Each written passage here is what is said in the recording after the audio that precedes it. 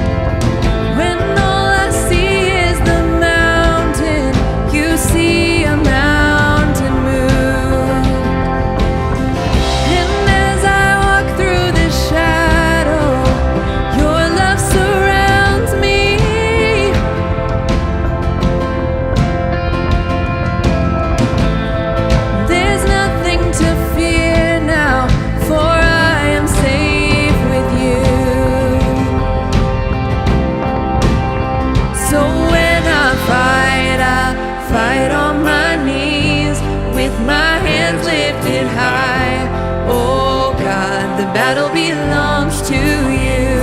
And every fear I lay at your feet. I'll sing through the night. Oh God, the battle belongs to you.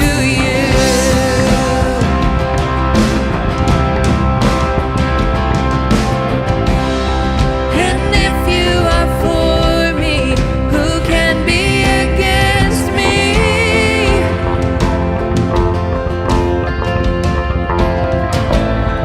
For Jesus, there's nothing impossible for you. When all I see are the ashes, you see the beauty.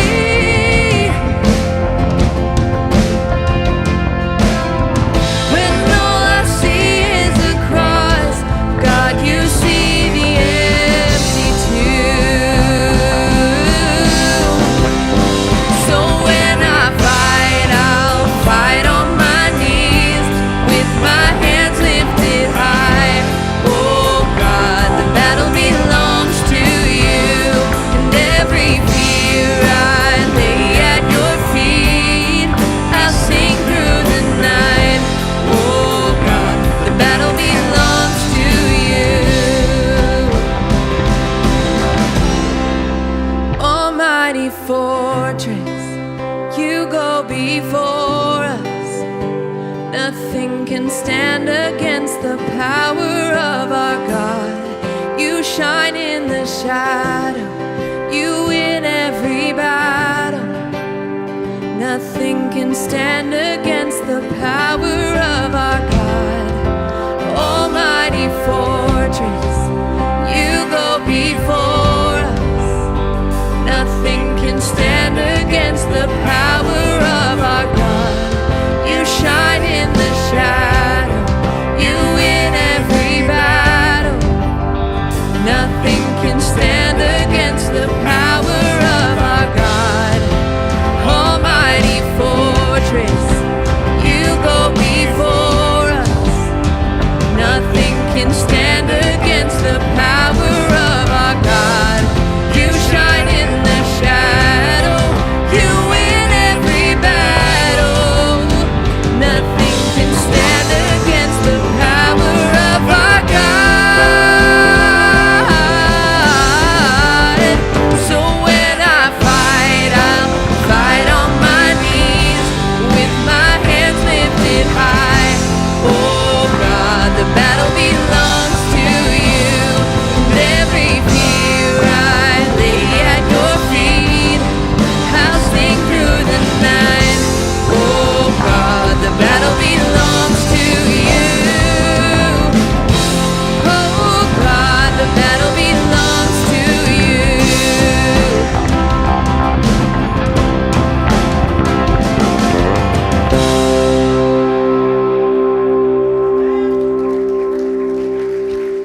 Why don't you turn to your neighbor and tell them that today is Kickoff Sunday. Kickoff Sunday!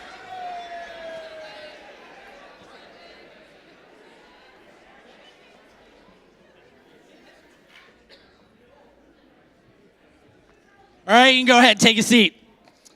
And because it is Kickoff Sunday, when you kick things off, you have to tell people about all the things that are getting kicked off. Kickoff Sunday is the Sunday where we basically get started into this thing called the new year, this new ministry year. I mean, school's starting up and so much of activity here at the meeting place is starting up. So I want to let you know about some of that. And the first is that after church today is a pancake brunch. It's completely free. You didn't have to bring anything. You just have to bring a smile. So yeah, pancakes today. It's going to be good.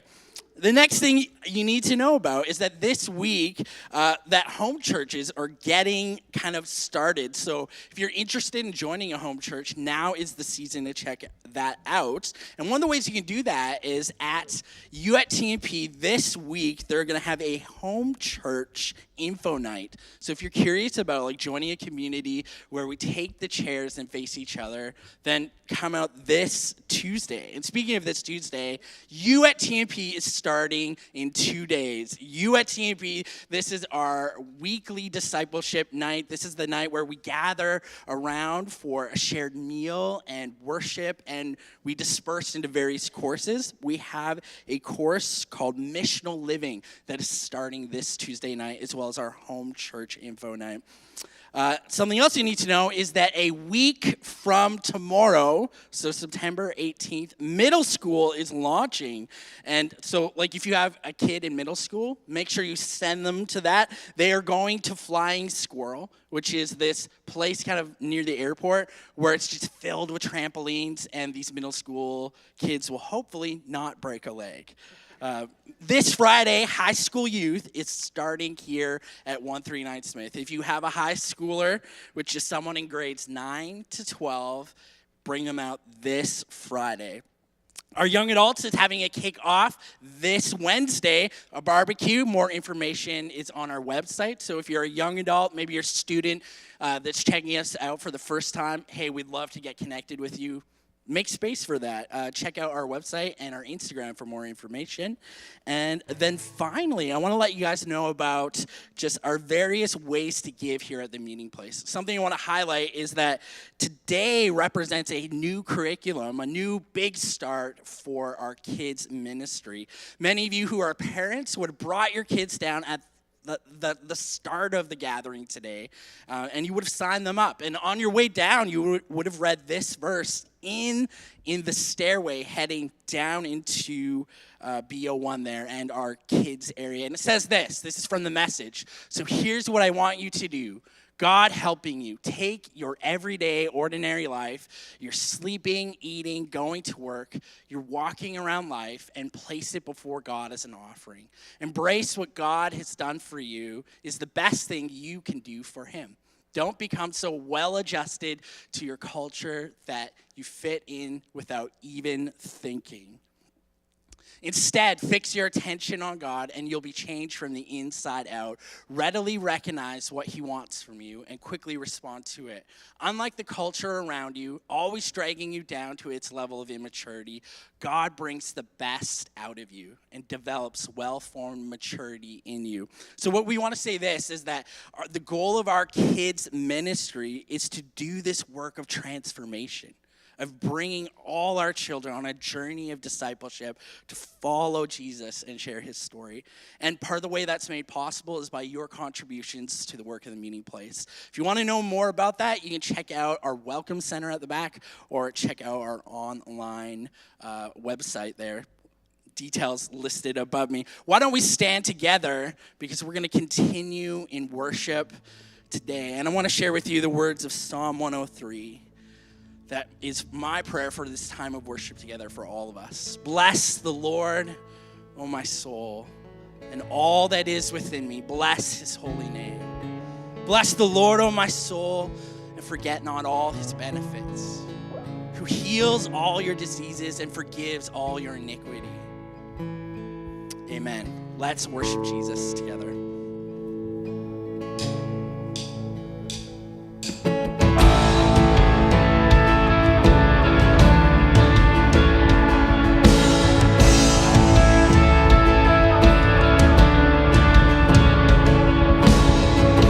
Remember those walls that we called sin and shame? They were like prisons that we couldn't escape. But he came and he died and he rose. Those walls are rubble now.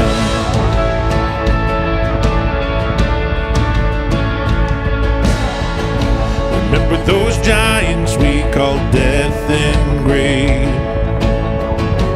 They were like mountains that stood in our way.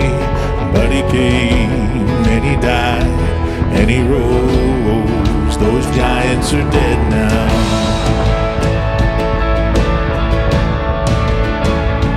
This is our God, this is who he is. He loves us. This is our God, this is what he does. He saves us.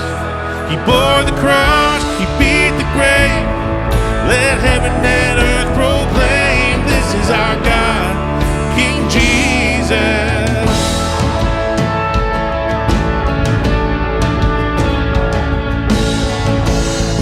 that fear that took our breath away. Faith so weak that we could barely pray, but he heard every word, every whisper.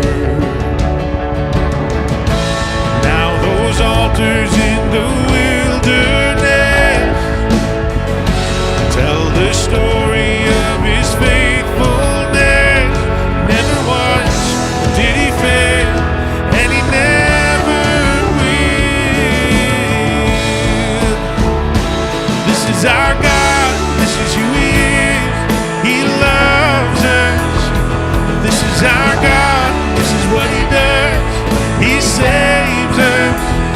He bore the cross, he beat the grave. Let heaven and earth proclaim, this is our God, King Jesus. Who pulled me out of that pit? He did, he did. Who paid for all of our sin? Nobody but Jesus. Who pulled me out of that pit? He did, he did. Who paid for all of our sin? Nobody but Jesus. Who rescued me from that grave? Yahweh, Yahweh. Who gets the glory and praise? Nobody but Jesus. Who rescued me from that grave? Yahweh, Yahweh. Who gets the glory and praise? Nobody but him. This is our God, this is who he is. He loves us. This is our God, this is what he does. He saves us. He bore the cross, he beat the grave. Let heaven and earth proclaim, this is our God, King Jesus. He bore the cross, he beat the grave. Let heaven and earth proclaim, this is our God, King Jesus.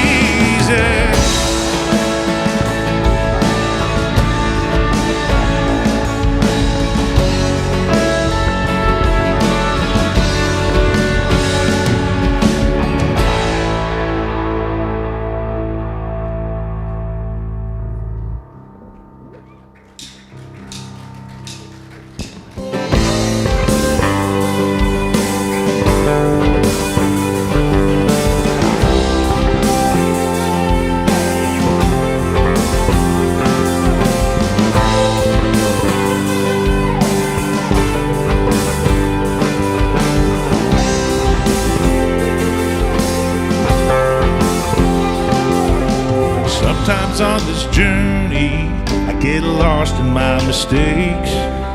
What looks to me like weakness is a canvas for your strength. And the story isn't over, my story's just begun. And failure won't define me, that's what my Father does. No, failure won't define me, 'cause that's what my Father does. Lay your burdens down. Ooh, here in the Father's house. Check your shame at the door, 'cause it ain't welcome anymore. Ooh, you're in the Father's house.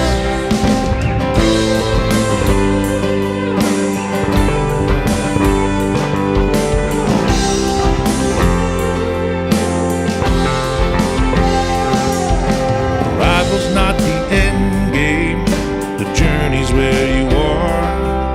You never wanted perfect, you just wanted my heart. And the story isn't over if the story isn't good. And failure's never final when the Father's in the room. Oh, failure's never final when the Father's in the room.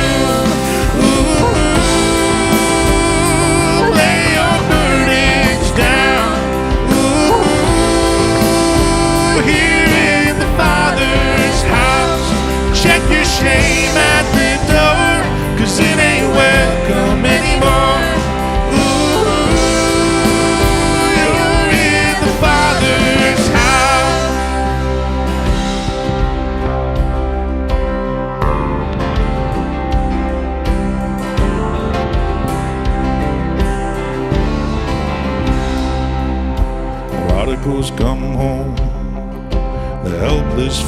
hope.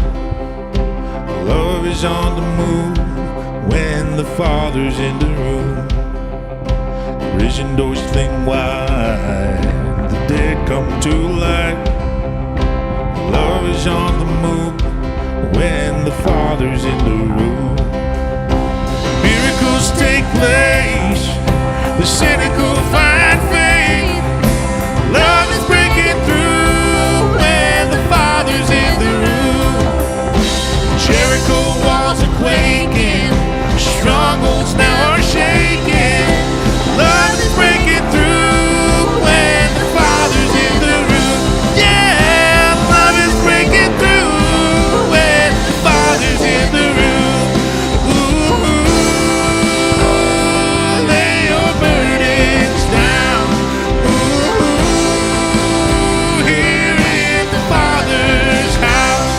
Check your shame at the door, 'cause it ain't welcome anymore. Ooh, you're in the Father's house. Yeah.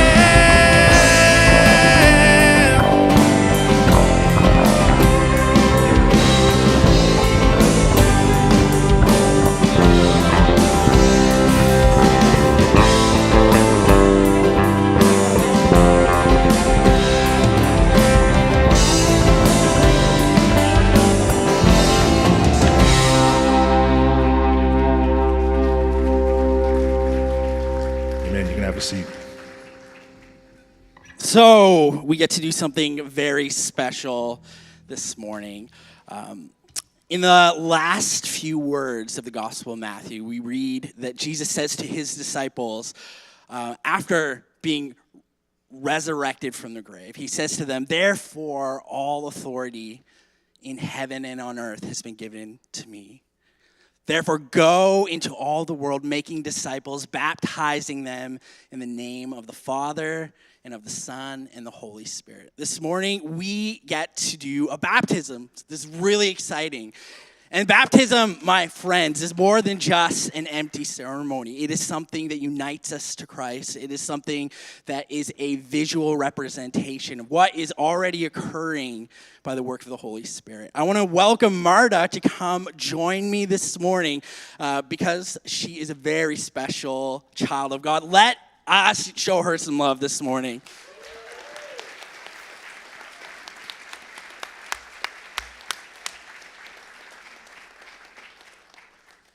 And just as she comes, again, I just want to remind you that if this is a step that you feel you need to take, let's do that. Send me an email this week, and I would love to follow up with you and place you with a baptismal mentor. This is such an important step in our following of Jesus. All right, Marta, come this way.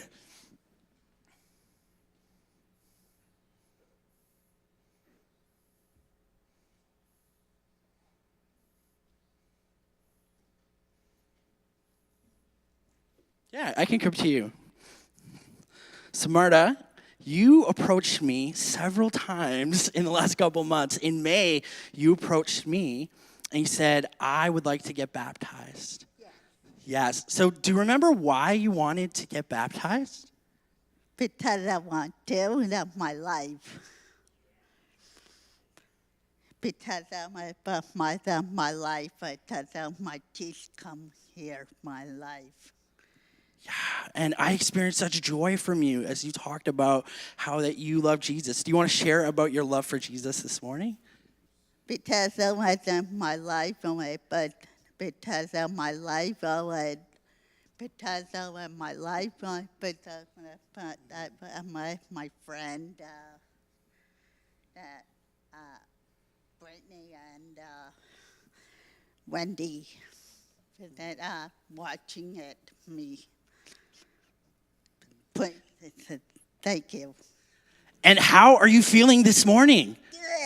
Good. And are you excited to get baptized? Yeah. Let's share some love. All right, band, lead us, and we're going to enter into these waters. And as I enter these waters, I want you to know that the two questions I'm going to be asking Marta are, do you love Jesus, and do you want to follow him the rest of your life? And she said to me in my office this week that she wanted to. And so This is a beautiful thing, church. Let's stand and worship. Come out of sadness from wherever you've been. Come brokenhearted, let rescue begin. Come find your mercy, your sinner, come kneel. Earth has no sorrow that heaven can heal. Earth has no sorrow that heaven can heal. So lay down your burden, lay down your shame. All who are broken, lift up your face. Oh, wonder, come home. You're not too far. So lay down your hurt, lay down your heart, come as you are.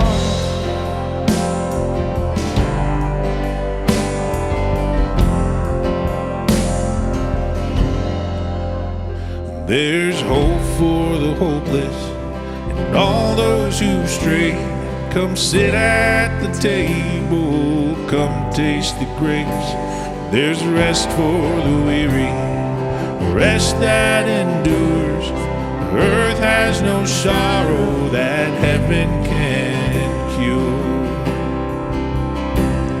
So lay down your burden, lay down your shame. All who are broken, lift up your face.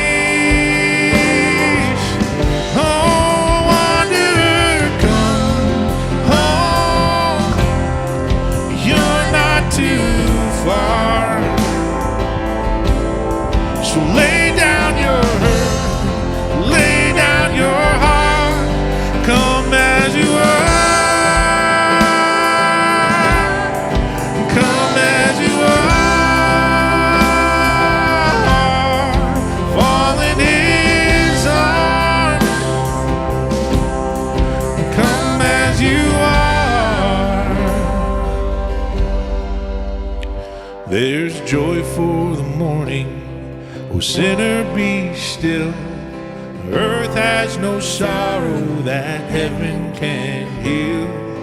Earth has no sorrow that heaven can heal. So lay down your burden, lay down your shame.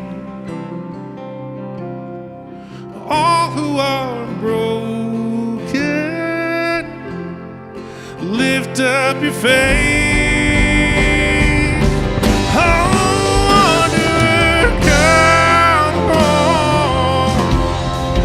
You're not too far. So lay down your hurt, lay down your heart, come as you are.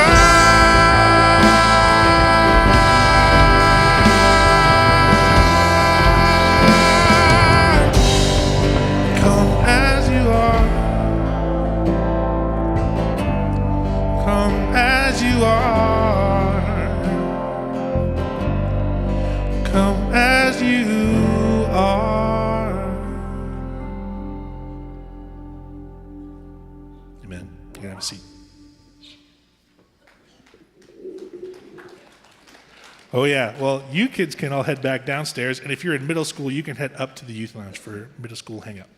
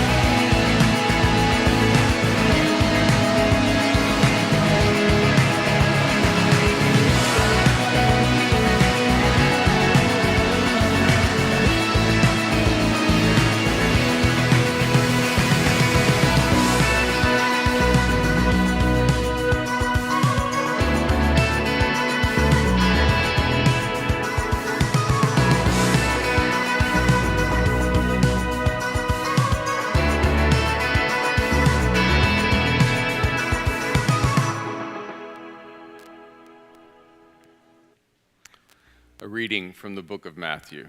Matthew chapter 7, verses 24 to 29.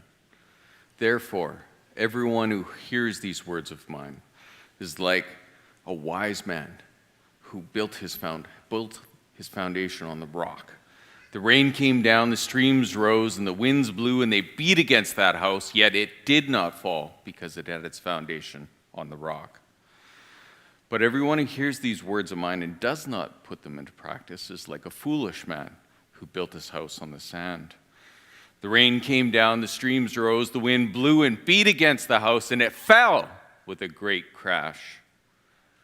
When Jesus had finished saying these words, the crowds were amazed at his teaching, because he taught as one who had authority, and not just as their teachers of the law.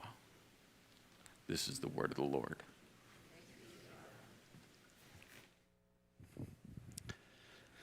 Hi, my name is Bob. I'm the lead pastor here at the meeting place.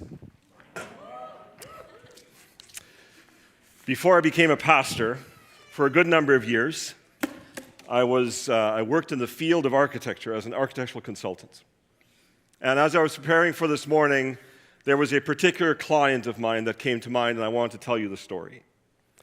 So this person contacted me and came to see me to talk about this project that they wanted to build. And here's the interesting thing. They had been traveling in the U.S., and they saw a building that they really liked. This is the actual set of drawings that this person brought to me.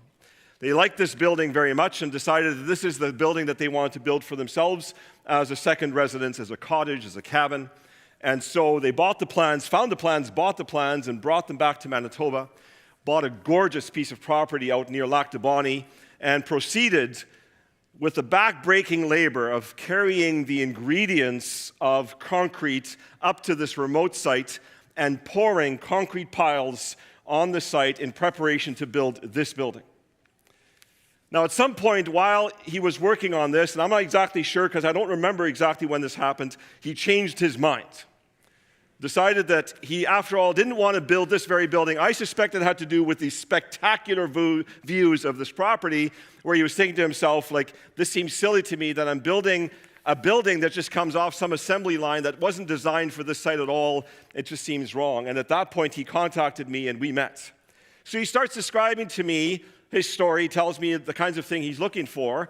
And I say to him, okay, great. Like, I'd look forward to working on this project with you. And then he said, but there's this thing that you need to know, and that is the foundation is already laid.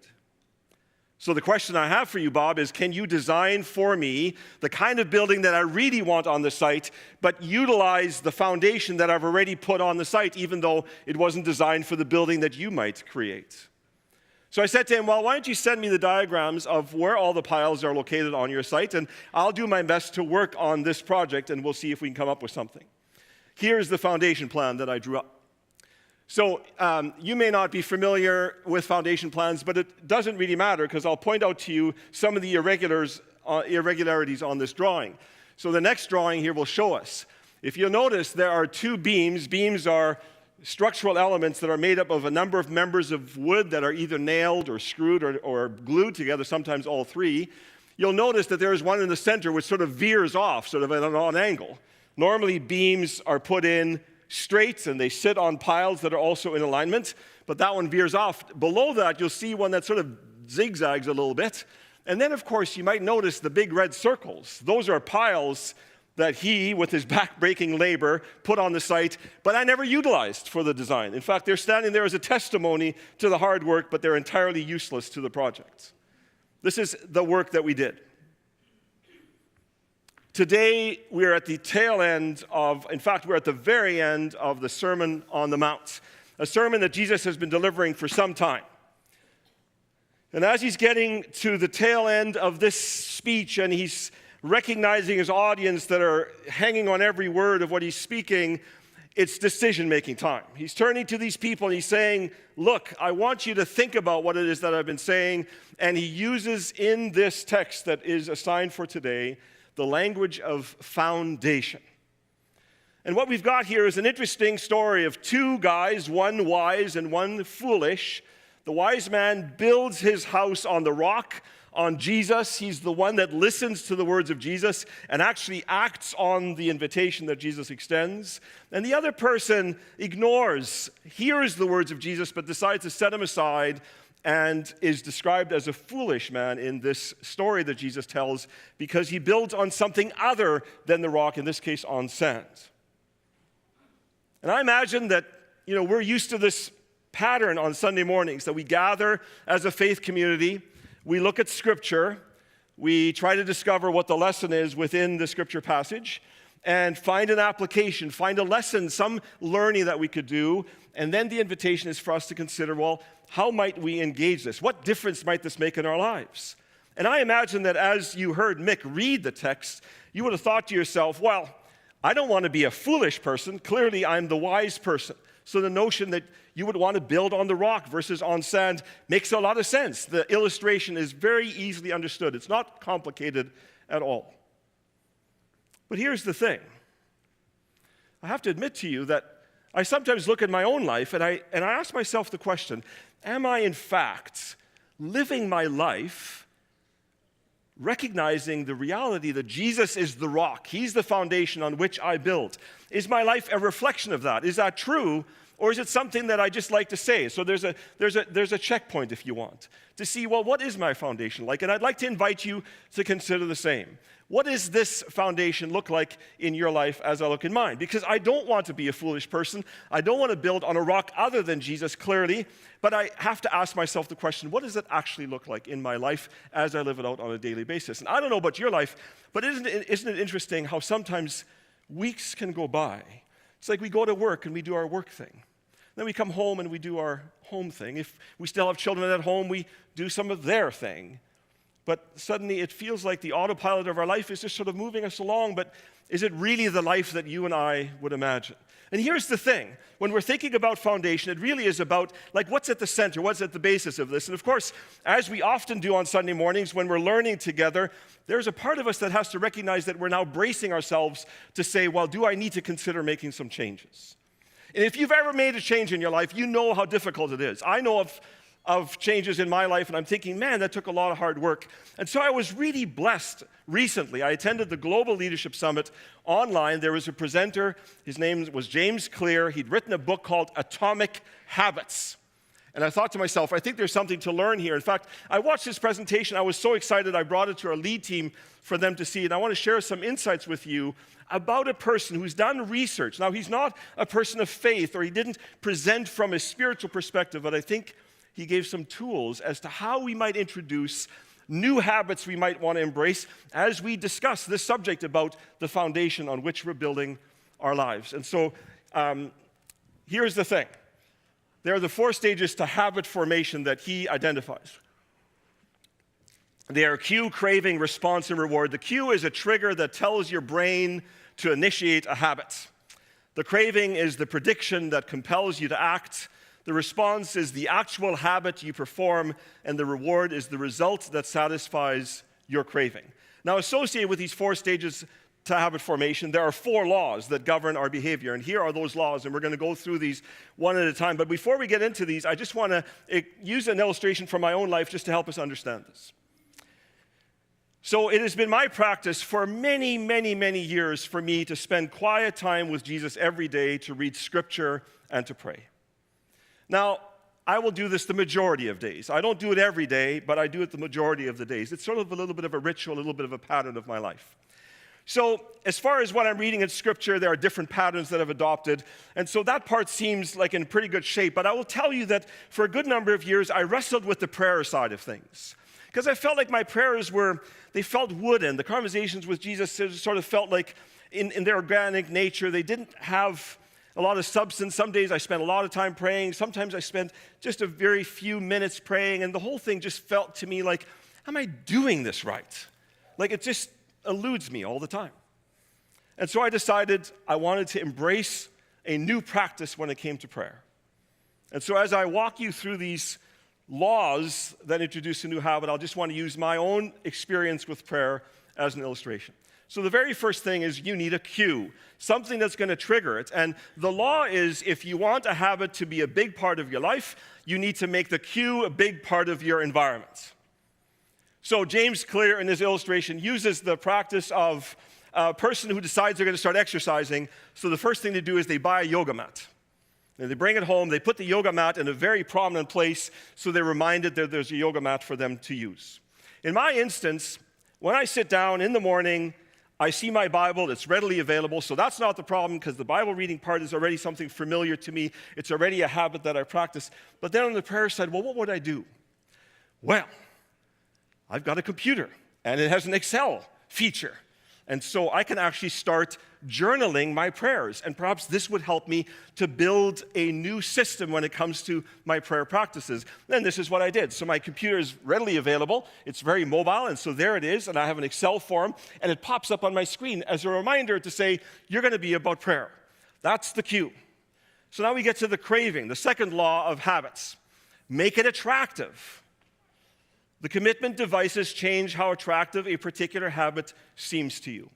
Well, what would make praying attractive? And I realize you're beginning to think, I think he's lost his mind. Because like when we're talking about spiritual things, don't we expect that Jesus would just invade our life and would just change everything very radically and suddenly we would be new people with brand new habits? But I think the reality is you and I both know that that's not the way life works. It sometimes takes multiple steps for us to see a change in our life, to embrace a change as we consider what we want to do with the foundation of Jesus in our lives and how we want to build on it. So in this instance, what would make this attractive for me? Well, for me, it's a very simple thing, because I'm one of those people, and perhaps some of you can relate. Do any of you ever realize that you've just accomplished something that never made it onto your to-do list? That happens all the time? Okay, so my thing is, when that happens, I go to my to-do list, I add it, and then I cross it off. Anyone with me? Maybe we'll start a class at UNTMP about this. Anyways, but here's the thing, right? Like I tell you, my life is organized by lists. Somebody will come and talk to me about something. I'll say, I'll make a note of that. And I know that by making the note, I won't forget about it. So the lists have served me really well. They've actually made me be able to manage multiple things, a complicated work life at times. And so the idea of being able to journal my prayer, to make a list, was an incredibly attractive idea. I get to work with Excel and do prayer stuff. This is amazing. So that was what made it attractive for me. The third law of introducing a new habit is to make it easy. And of course, when James Clear was talking about this, I'm rolling my eyes because I'm thinking, come on, this isn't easy at all. But here's an interesting thing. He said the 2-minute rule is to take whatever habit you're trying to build and scale it down to something that takes 2 minutes or less to do. Okay, now this makes me curious. So he uses the illustration of the person that went out to buy the yoga mat because they're going to start exercising at home. So they bought the yoga mat, they put it in a prominent place, so the cue is there. The craving to accomplish this is about their sense of perhaps body image, or maybe it's a health thing or whatever. They're motivated to be about this. But now the thing is, what's going to make it easy? Well, here's the thing that he suggested. The person that bought the yoga mat, the only thing they should do on the very first day they're going to start this exercise is to simply grab the yoga mat and unroll it, look at it, roll it back up and put it away. 2 minutes. Now you do that for a month and you've exercised for an hour. Now what you do is you step onto the yoga mat and you only do one stretch, like you just do that one thing. Now you've doubled your time. At the end of the month, you've exercised for 2 hours. And what's happening is the person begins to perceive themselves differently. They're no longer the person that bought the yoga mat. They're no longer the person that just parked the yoga mat over here. They are now the person that's exercising in their home. The fact that they're only exercising for 2 minutes on a yoga mat that takes 2 minutes to roll out and roll back up, that's not the point. They're beginning to see themselves in a different light. It's easy. It's easy. Here's the thing for me, for the prayer thing. When I started the prayer journal, and I am intimidated by the blank page, I'm looking at this Excel sheet and I'm going like, what am I going to do? All I did is I introduced a column of names for whom I would pray that day. And I don't know if I added the second column on the second day or if I added the third column on the third day. I don't know exactly what the pattern was, but I can tell you now, my Excel sheet includes many, many columns. But they didn't all get introduced at one time. In fact, if you would have showed me my current Excel prayer journal charts and would have said, this is what it should look like, I would never have started. But I began with a single column of names, and then I added as concerns came up, and I was able to develop this prayer journal thing. It was an incredible gift to me. Make it easy. Make it easy is the practice. The fourth rule is make it satisfying. Each day is God's gift to you. What you do with it is your gift to him, is a quote by T.D. Jakes. This would be the invitation. How will we make this satisfying? How will it just give us that sense of like accomplishment or fulfill this craving that we named in the first place? Here's the thing that happened for me. I bump across prayer requests all the time. Sometimes I receive an email. Sometimes I receive a call or a text. Someone tells me about a situation in a hospital. Sometimes it's like I'm overhearing a conversation and somebody says, you know what, I'm about to have a job interview. I'm going to write this exam or whatever it may be. So I am always aware that there are things that we could pray for. And this is primarily in the category of intercessory prayer where I am praying for the needs of someone else.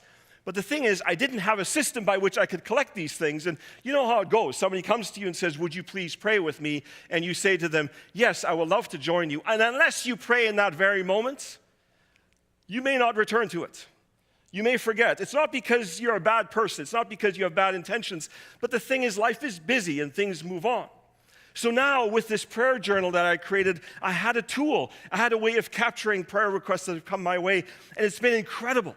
Because the thing that's happened is I have started engaging in deeper relationships with people because you see, one of the things that's true of prayer is that sometimes people pray for something for a very long time and nothing comes of it.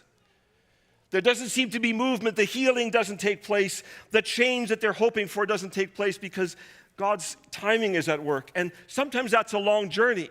And perhaps I had a moment of intersection with them, but I begin to notice the patterns and I join them in that long obedience in prayer. And as I meet them, I can follow up and say, hey, is there news yet? Is there something that's developed? And the truth of the matter is, I sometimes write down a prayer request, notice that the job interview is at a certain time on a certain day, or that particular exam is going to be written by this person on a certain time, certain day. I can go to my calendar and I put it in there. Here's the name. This person is about to go into this circumstance, and I can pray for them. And my life about prayer has become this rich experience. I'm on my own. I'm doing my prayer journal thing, but I suddenly have this connection to this faith community and beyond because I'm joining people in all of these prayer things. It is immensely satisfying. So, what do we do with this information? We are building on the foundation that Jesus has provided in the Sermon on the Mount. We delivered one of the most incredible speeches, and now he's saying to the audience, listen, you've heard my words. What are you going to do? Are you going to be a wise person and build on this rock, or are you going to be a foolish person and build on something else altogether? So how do you and I engage in this process? What do we do with this? And so I'm going to walk us through some familiar words. Perhaps you've seen these before. Next slide, please. From the inception of the meeting place, we've had this mission statement to be a biblically functioning community, building on the rock of Jesus, leading people to become fully devoted followers of Jesus Christ. Fully devoted is language that we've used a lot around here. In fact, as we go into this year, I want to remind you that we are about becoming fully devoted followers of Jesus. That is the mission. That is the thing that we want to accomplish as a faith community. And now we have to break this down into actual steps. And so we've got a vision statement. And here it is. Again, familiar language. At TMP, we follow Jesus and share his story. We gather in our place and yours. We serve where needed, and we worship him in all that we do. 5 particular components, 5 action words that we can imply, that we can put into practice. And here is the thing, my friends. If we choose to make Jesus our foundation, it gives us an opportunity to build something extraordinary, something beautiful with the actions that we take in response to this. Develops a life that can be life-giving to many others. It can be this thing that could make a difference in this world. So how do we do this practically? Well, I want to be bold and adopt James Clear's very simple 2-minute rule for us to consider, for you to consider. So here we go. First part of our vision statement requires or invites us to become fully devoted followers, and it's about following Jesus. As I am becoming fully devoted, I am a follower of Jesus. Okay, what would that look like? What might that look like? Well, here's the thing. We recognize that this life is hard. We recognize that all of us carry with us pain. All of us have disappointments. Perhaps there are some mental health challenges. There are things that really make our life more difficult than we like. There are some specific things, burdens that we carry. Perhaps there are some things that you're not even sure that you want to trust Jesus with because they seem too big. But here's the thing. I would invite you to consider for this week, for 2 minutes, to ask yourself the question, is there something in my life that I want to bring under the lordship of Jesus? Is there something that perhaps I've been holding on to because I think I can manage on my own? Or maybe it's something that just feels so big you don't even know how to begin to tackle it. Or maybe it's something that you haven't wanted to give up because there is a certain amount of pride in it. Give yourself 2 minutes to think, how would I bring this under the lordship of Jesus? To become a fully devoted follower of Jesus. Next statement. As I'm becoming fully devoted, I am a sharer of the story of Jesus. So this one is a little bit more dangerous. Are you ready for a little danger? The invitation that I would extend to you today is, set aside today 2 minutes to pray that Jesus would give you a chance to share your Jesus story this week. Now, I should be honest with you. If you pray that prayer, this might just happen. So in other words, you actually have to invest another 2 minutes because you need to invest 2 more minutes to figure out how to tell your Jesus story so that you're ready. So 2 minutes to pray, Jesus, would you give me an opportunity? 2 minutes to tell the story. What was your life like? What were you like before Jesus? Then Jesus interrupted your world, and now this is true of you. 2 minutes. 2 minutes. Third statement. As I'm becoming fully devoted, I am a gatherer with others. Right? We have in this environment, in this church, many places to gather. The 3 prominent learning environments, as we call them, are Sunday morning, which is this. We've got Tuesday night, you at TMP, where a bunch of people come together for a meal, for some worship, and then for some learning. And we have our home churches. So in this instance, the invitation would be for you to spend time for 2 minutes to consider, what is it that you and I would all lose out on if we stopped gathering in this faith community, whether here on Tuesday or in home church? Just measure the cost. How would your life be impacted if you no longer gathered? What would you all lose? Because I will tell you, there's something incredibly powerful when we come together and we experience faith community like we are this morning. It fills my soul. And I'm an introvert. I need to recover from this now for the rest of the day. But the truth of the matter is we get together. We get to be with people. And I look you in the eye and you look me in the eye and there's a moment of exchange of kindness and all that kind of stuff. And I would just invite you for this year, if you name the value of community in your life with that 2-minute reflection today, what might it change? Would there be some days where you might, instead of staying in bed, get up and go to church or attend your home church because the people there are counting on you because you're sitting in the living room with a family of people that have begun to love you? Take 2 minutes to understand the importance of community in your life. As I am becoming fully devoted, I am a server where needed. This is our major theme for this year, to really emphasize that. Do you know that there was a bunch of people in our community this morning before the service? It's called our cleanup crew. They were cleaning up our neighborhood. We launched this on June 25th. We had a whole bunch of people sign up, and it happened again today. Right, Larry? Where are you, Larry? Yeah. You guys cleaned up the neighborhood. Thank you so much for serving us. They're wearing big vests that say that we're from the meeting place, so now they have to behave Christianly. Serve where needed. Take 2 minutes, my friends, 2 minutes. Go to the Welcome Center and say, sign me up. Talk to one of the staff. Sign me up. Go to our website. Take a look. 2 minutes. Study all the options there are for us, you and I, to serve. Final statement of our vision statement. As I'm becoming fully devoted, I am a worshiper of Jesus in all I do. 2 minutes. Take 2 minutes to look at your life and make an assessment, if you want. Is there a part of my life that is not an expression of worship towards Jesus? In fact, it rather saddens him. 2 minutes, take stock. This is the beginning. The 2 minutes is the first step.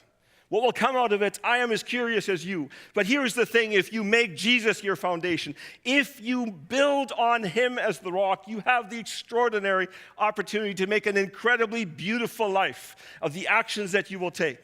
And today it starts with several suggestions of 2-minute investments to begin that journey. I'm curious to know where we will be a year from now as a faith community as we lean into this ministry, and I'm so happy to be doing this with you. Next slide. We have the gift. This is an amazing gift to us. We have the gift of one of the people that was in the audience the day that Jesus spoke and what they did with the information that they heard. This is James, the half-brother of Jesus. He became a leader in the early church. This is what he says.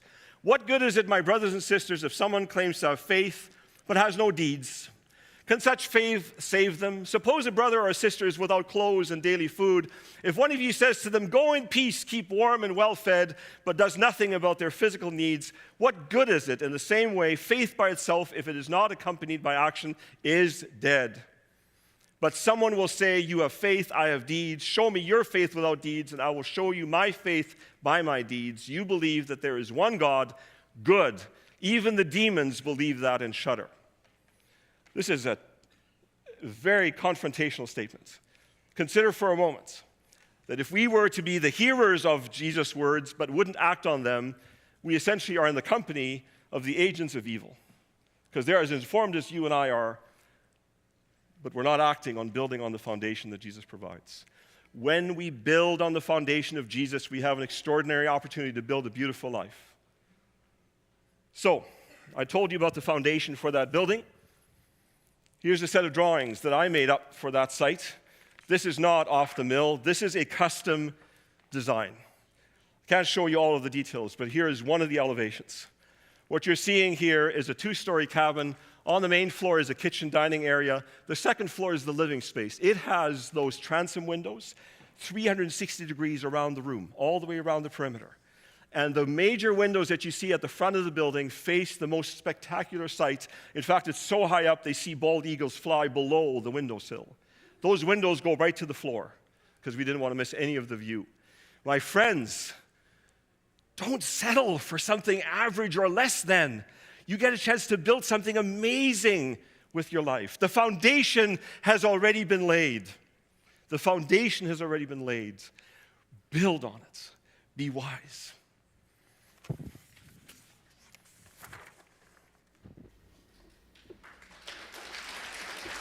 Thanks, Bob. Let's stand and we'll respond with a song.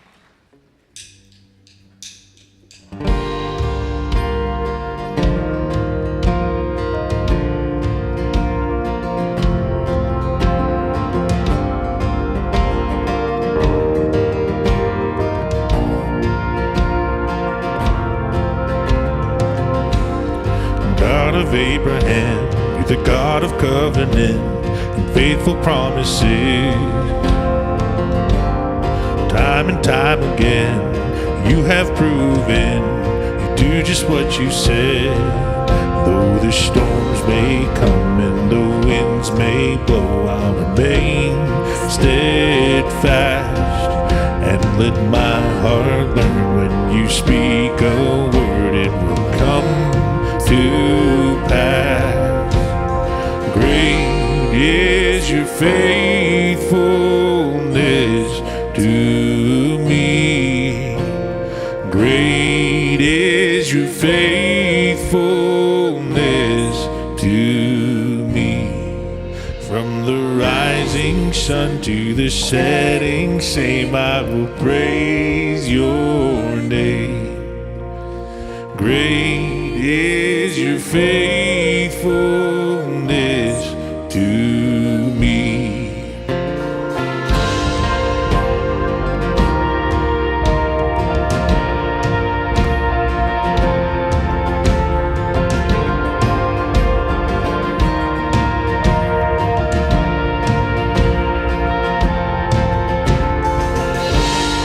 God from age to age, though the earth may pass away, your word remains the same. Your history can prove there's nothing you can't do. You're faithful and true. Though the may come and the winds may blow, I'll remain steadfast and let my heart learn when you speak a word, it will come to pass. Great is your faithfulness to me. Great is your faithfulness to me. From the rising sun to the setting same, I will praise your name. Great is your faithfulness to me.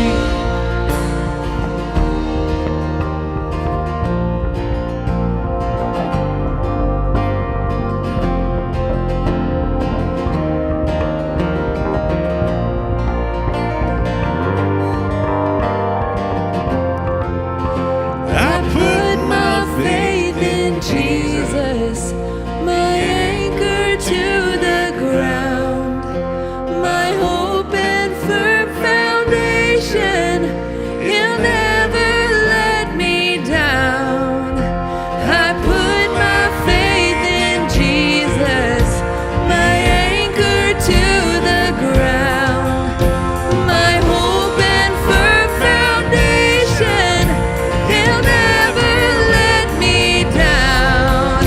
I put my faith in Jesus, my anchor to the ground, my hope and firm foundation. He'll never let me down. He'll never let me down. Great is your faithfulness to me. Great is your faithfulness to me. From the rising sun to the setting same, I will praise your name. Great is your faithfulness to me. Great. Great is your faithfulness to me. Great is your faithfulness to me. From the rising sun to the setting same, I will praise your name. Great is your faithfulness to me. Amen.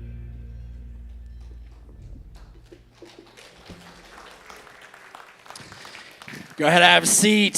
It's now time for Q&R, question and response. This is something we do most Sundays, and for many people, it's one of the most engaging and favorite parts. So, first question for you, Bob, based on your teach, is you mentioned prayer as an example of a kingdom habit and focused primarily on intercession. Does your spreadsheet include other elements of prayer that are mentioned in the Sermon on the Mount? As a matter of fact, I actually suspected this question might come up. So yes, there are columns that allow me to express prayer as just an act of worship. It's not about interceding, it's not about naming a particular concern, but it's about me being able to simply say, Jesus, I acknowledge who you are and the fact that you're the one that I worship. And so there's that. So there's a praise element to it. I think another aspect of my prayer chart is that I have a column that's designated towards the discoveries that I make in Scripture, which allow me to just put on like sort of the nugget for the day, or maybe there's a verse that stands out. And those things aren't necessarily prayers, but they become another way for me to invest in maturing in my relationship with Jesus. It was so curious to me because as you were talking this morning about Excel sheets and prayer, Personally, I struggle with that. Like, you're encountering Jesus through it. I usually encounter the devil through Excel. So, but hey, we're wired differently, and that's so beautiful in God's kingdom. This person asks, well, they say, when Nunavut's MP resigned 2 years ago, she said, nice words, with no action hurt.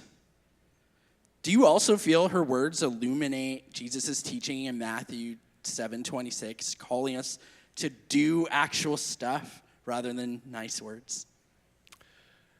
Yeah, there's a quote that you saw in the slides. It's T.D. Jakes saying that the life that has been given to us has been like God's gift to us, and our gift to Him is the way that we live out that life.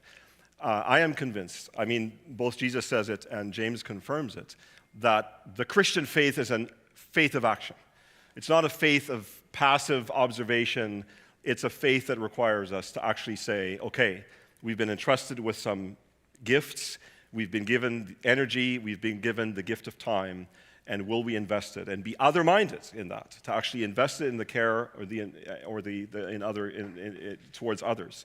And specifically, I would say one of the questions that I had intended to ask was, and this is a question that comes up in spiritual gift discovery processes often, and the question is, as you look around the world, you might see a particular problem that needs to be sorted. You know that there's no solution at present. Like, what would you do if you knew that you couldn't fail? Sort of to invite you to dream bigger and think about like how you could actually put your life into action towards something that would really make a significant change. And so there is something about recognizing that the reason we have hospitals, the reason we have orphanages, the reason Red Cross exists, MCC, MDS, any of these things, agencies that we know that make a difference in this world, is because people of Christian faith decided that, I think, would be a gift to the world and made that part of the beautiful thing that they built on the very rock of Jesus.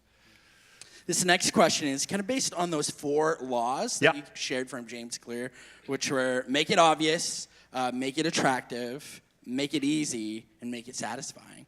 And this person asks, how can we make following Jesus more attractive and satisfying when so much of the Jesus way can work against our natural attractions, flesh desires? Right. That's why we do it in 2-minute increments. I think it has to start with something that seems doable, because I do think that, especially coming out of the pandemic, I think that we're recognizing that we've all probably lost some speed, we've all lost some capacity, and so even to be people of faith, there is something about the fact that it requires work, that it requires us to give attention and be purposeful about it. So then, instead of being overwhelmed by all of the things, even when I share with you that I was looking at my own prayer life and thinking, is this the best version? I don't think it was a question that Jesus was asking me, but I think in my desire to want to worship Him, to actually be a fully devoted follower, it's an area that I needed to address, to be more deliberate about, because it felt to me like that was a way to engage perhaps a small segment of my life. And so I would just say to you, think about this in 2-minute increments. And I know, there are radical stories of people who made a decision for Jesus, and suddenly their whole world is different. Habits have dropped, some of their addictions disappeared, and those kinds of things. But I would say that those are on the rare side. So, yes, it is hard. I'm not dismissing that. So when James Clear simply says, well, make it easy, my eyes rolled a little bit, I will admit. But when he introduced the 2-minute rule, the 2-minute notion, then I thought, maybe it is accessible for us to make incremental difference, because we're on a journey. It's about steps towards Jesus as opposed to having arrived, because we're all somewhere on that path towards Him. Yeah, I also wonder if like part of engaging that is to actually just name that many of the things we think will meet that desire and that attractiveness actually don't satisfy it. No. Right? It's just like many of our strongest desires are not actually our deepest desires. The sand, right? It's shifting, it's fleeting, it disappears once there's floods and wind and storms. That stuff erodes, and then suddenly we're left going, and here I thought this was a good foundation. It's gone. It's disappeared. So here we are at Kickoff Sunday, and usually after Q&R, you're probably, if you've been here in our community any amount of time, you're probably like, okay, now Paul's going to ask Bob to close and dismiss. But taking a cue from like an Apple presentation, I'm going to say this morning, we have one more thing. And it's a very exciting development. We announced this development a couple weeks ago, and now this development is here in person. Yes. Bob, would you welcome out our brand new Director of Pastoral Care and Young Adult Ministry? Yeah. Nicole, do you want to come and join me, please? This is Nicole, friends.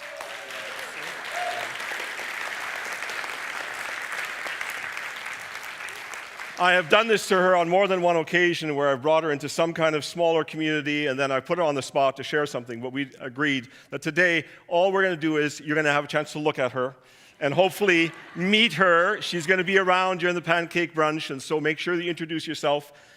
Give her all the details of your life because she has an amazing memory. No, I'm just kidding. Just keep it just to the name. Nicole, it is so amazing to have you on our team. You're going to be a gift to this faith community. Nicole is a person that desires to want to become a pastor. She wants to explore that, and she's going to do that with us in this faith community. So she's already looking into her credentialing and so on like that. And my hope is that at some point in the near future to bring her to our covenant community and say, would we affirm Nicole as a pastor in our community? So for the time being, she's the director of pastoral care and young adults. She'll spend her time looking after pastoral care. And I imagine that there are a number of women in this audience specifically who are looking forward to meeting someone with whom they can share some of the details that us guys just simply don't get. And so Nicole will be available to you. She's going to be leading our welcome team, so you'll see her here on Sundays. And she's also going to be joining our young adult team and really investing there. And so we are excited. You are the generosity of Jesus in our faith community by arriving here. So give her some more love, my friends. Nicole Marble. Thanks.